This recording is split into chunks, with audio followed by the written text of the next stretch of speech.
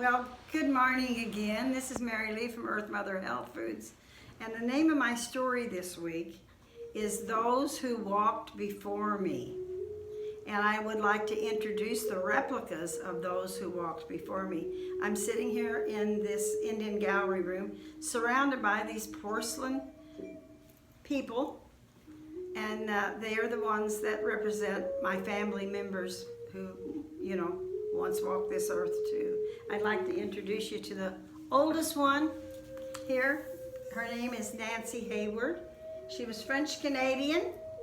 She came down the river with her parents. She wasn't born till they got to St. Louis and she became ill, or her mother had baby time when she got to St. Louis. And Nancy was born there in a room in the old courthouse because there wasn't any room. They couldn't find another room. And so that was where she was born. That's kind of an interesting thing to have your great-great-grandma born in the old courthouse in St. Louis. And they were wealthy people, so we're told. My grandmother used to tell me stories about how they talked about how he would walk around in the village they lived in, her father, Mr. Hayward, and jingle coins in his pockets because he wanted everybody to know he had money, He sent her every morning to a hairdresser before she went to school in this small village. So anyway, they lived there a long, long time, and then she grew up, and she got acquainted with an Indian. And this is this guy right over here. This is my great-great-grandpa, and his name was Biberva, which is kind of an Indian word, Lilburn Cahoe. And he saw this beautiful French-Canadian girl and fell in love with her and wanted to marry her, and he did. But her parents didn't much like that, and they denied her and didn't have anything to do with her ever again because she married that Indian. But I'm so glad that she made that choice and did that, because that kind of put me where I'm at today, okay? So they had 3 children. The first child was Cap, the boy. I'm not sure the birth order, but that was their son. Now their son had a son, and you'll hear about him later, because I know some stories about him because he ended up being my grandma's cousin, and he was kind of a character. They called him Black Hawk. But anyway, then they had 2 girls. They had Emily back here, and then they had Mary. Well, they lived on a farm. My great-great-grandfather was a farmer, and they had a hired hand. And I just learned this. This is so interesting. I just found it out through Ancestry.com that they had the hired hand live with them, and his name was Isaac Bettis, and he was of Indian blood too. And he married Emily. She would have been my great aunt, and she didn't live but a few years. I don't know what happened. Nobody knows. She passed. Might have been in childbirth. I don't know. But then he married this gal right here, the younger daughter. And guess what? Her name is Mary. That's where my name came from. And so she married Isaac Bettis. And the 2 of them had several children. And one of them was Florence Leanne. And Florence Leanne was my grandma. My mother's mother. And anyway, that's where I got the second part of my name. So that's how come I'm Mary Lee. I was named after my great-grandma and my grandma, okay? So then Florence Leanne grew up. She was a dandy, I'm telling you. I've got a lot of her spirit in me. She was something else.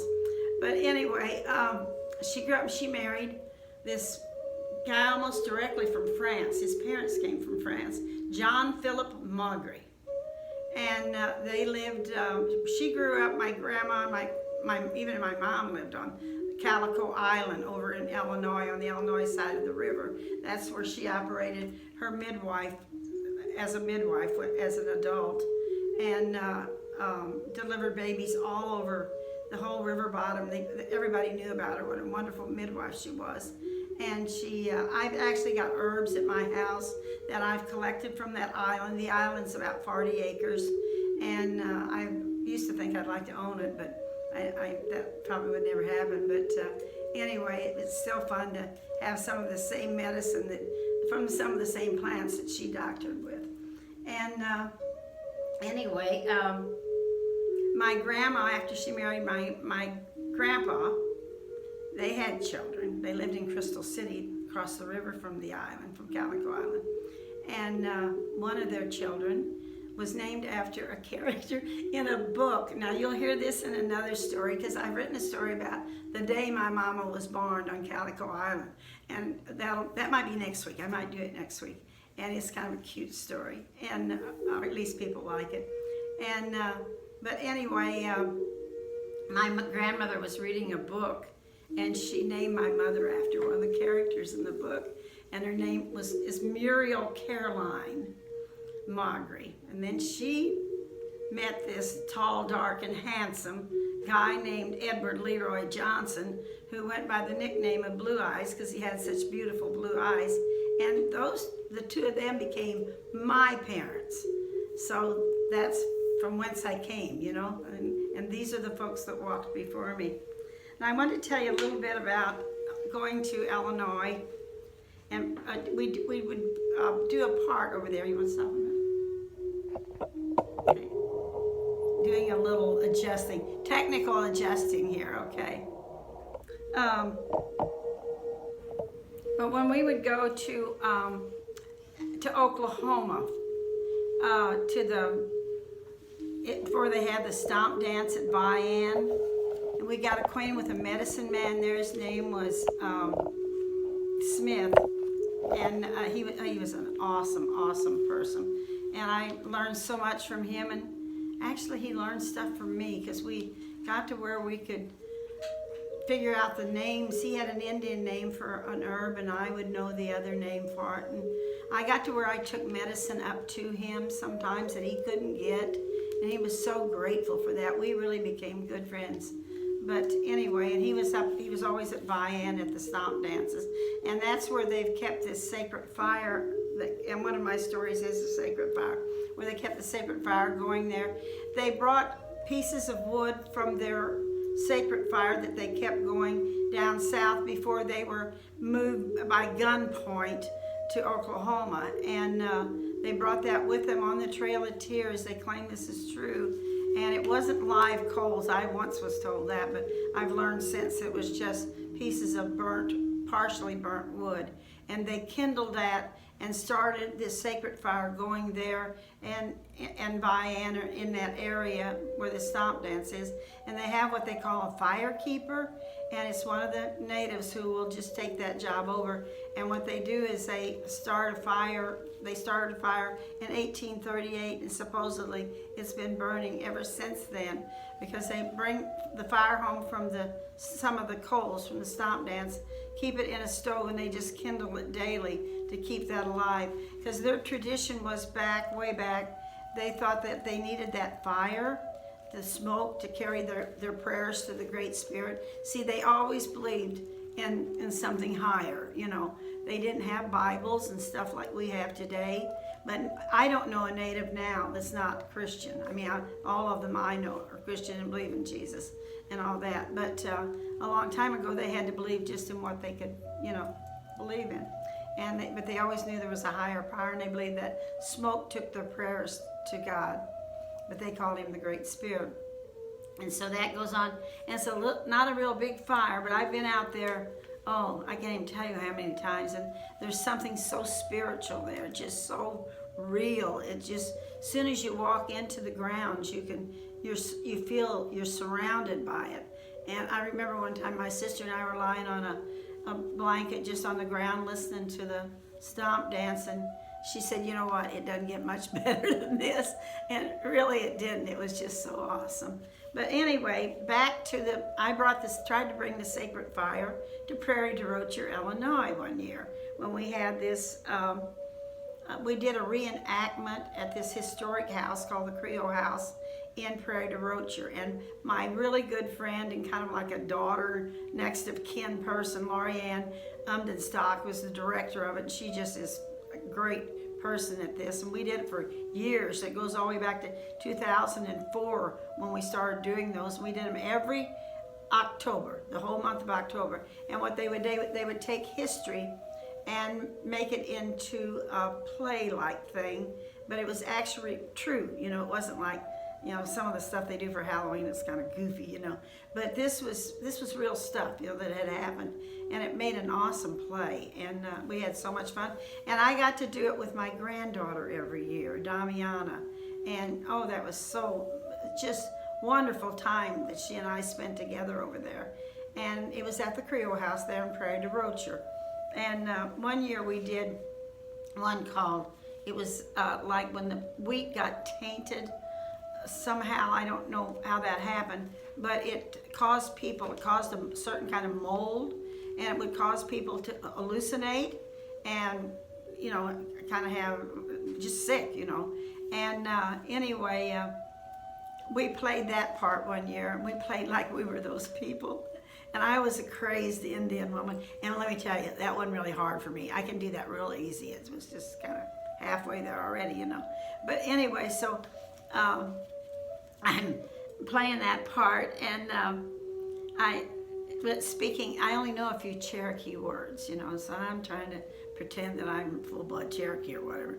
And I kept saying these different words, and these little kids was listening to me, and one man got to gawking at me so much that he fell off the path, and we had to jump out of character, all of us, and get him upright and back up. And he didn't get hurt, but it scared us to death. But we were playing the part that we were, you know, whoever we were. And I was supposed to be a crazed woman who only knew a little bit of Cherokee, I guess.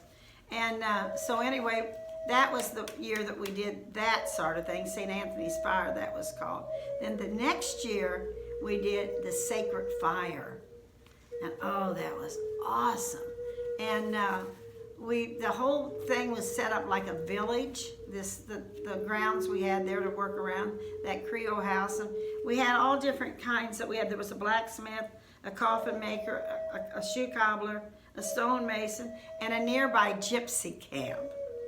And they would trail through there, you know, and I was the one with the Sacred Fire when they would get to me. And some of the kids would be being kind of rowdy and not paying very much attention. And I had my relatives that live in Tahlequah, Oklahoma, send a big box of sticks from the Cherokee Nation, just sticks. And when they would come up to the fire where I was representing the Sacred Fire, I would hand them, I would tell them, I say, okay, now, everybody line up. I've got something special for you. This is a piece of wood from the Cherokee Nation. And I would tell the story, and as I told it, I would allow them to throw their stick into the Sacred Fire. And that made them be kind of a part of it, and it really turned out. And I think that was history that a lot of those little people will remember.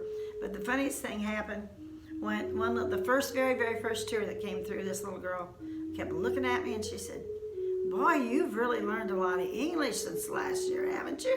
And I said, "Why?" And she said, "Well, you couldn't hardly speak anything last year. Now you really speak English good." And I said, "I have learned a lot of English since last year." And I went along with her, you know. So in a few minutes, she said, "You know what? I bet you could speak English last year, and you just acted like you couldn't." I said, "I bet you're right. And I remember all that stuff you were saying about me, too, when you thought I couldn't." And she laughed, but they didn't say anything bad. They just say, "I think she is an Indian. And I don't think she can speak English," you know. Stuff like that was kind of fun. But anyway, it was just an awesome experience working at that house and doing all these different stories. And I'll probably pull some more out of my memory bank and do them as we go along. But we walked through the whole thing. We had a fake Indian burial, like where the Indians are buried up high like they do. We had that. And then we had a real cemetery. And we had the people walk through the real cemetery. And then that was when they would finally get to me in the Sacred Fire. But it was an awesome experience, and we did it for so many years, and I'm just so glad that I was able to do that with my granddaughter. And I know the last thing on the Sacred Fire, when long in the evening, when the tour starts slowing down a little bit, I would sit back by the fire, and I could only imagine, because it was just a little north of there is where my Indian folks originated from. And I could just imagine that I was smelling the same air, feeling the same feelings they must have had as they sat around their fire, you know. And it really touched my heart. And It brought me very emotional, but I thought this was just kind of all part of those who walked before me, and that's what I presented to you today.